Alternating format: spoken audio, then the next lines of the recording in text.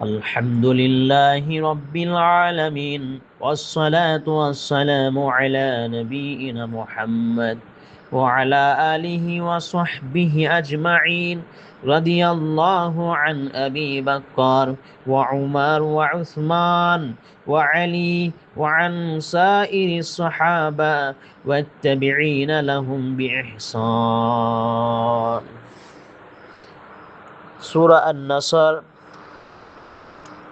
তাফসীর করব সহজ ভাষায় সাজিয়ে গুছিয়ে ইনশাআল্লাহ। সূরার পরিচয় ও নাজিলের কারণ।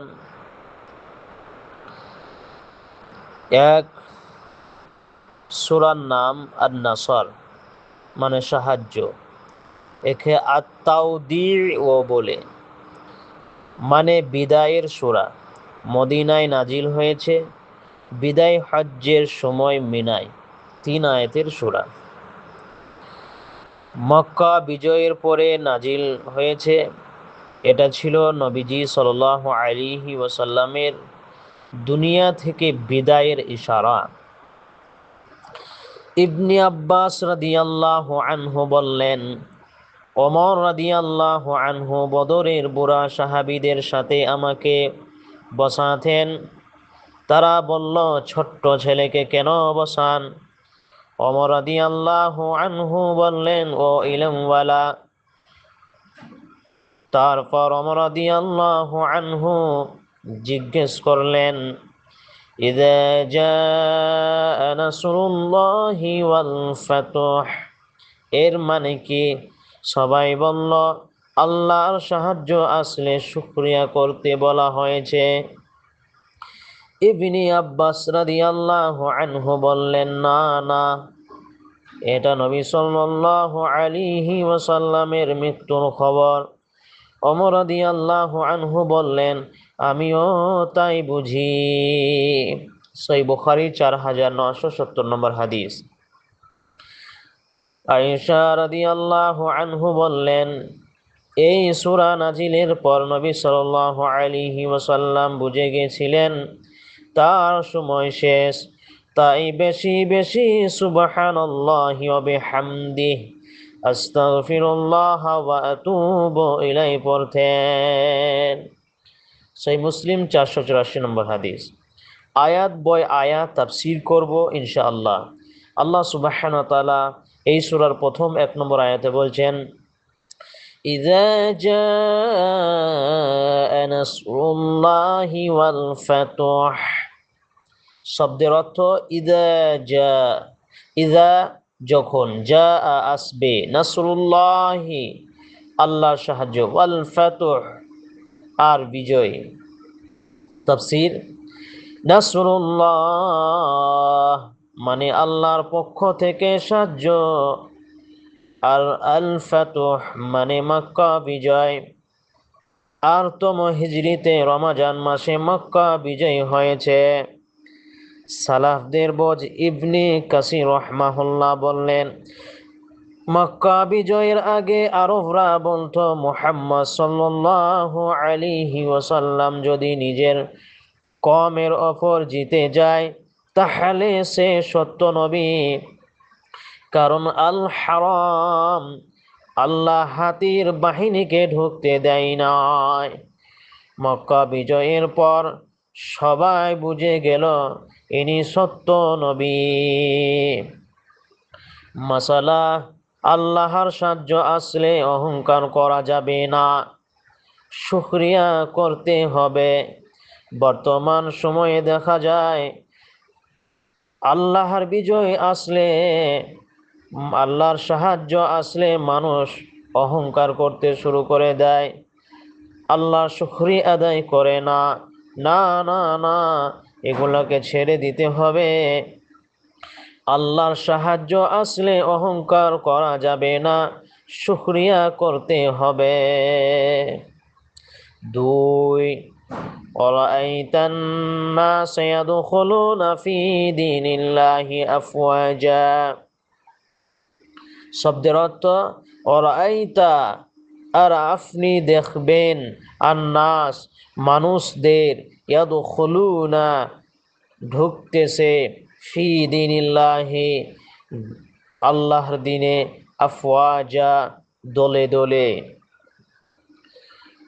তাফসীর: মক্কা বিজয়ের আগে মানুষ একজন দুইজন করে মুসলমান হতো। মক্কা বিজয়ের পর পুরো আরব দলে দলে মুসলমান হয়েছে। ইয়ামান থেকে 700 মানুষ একসাথে ইসলাম ধর্ম গ্রহণ করেছিল।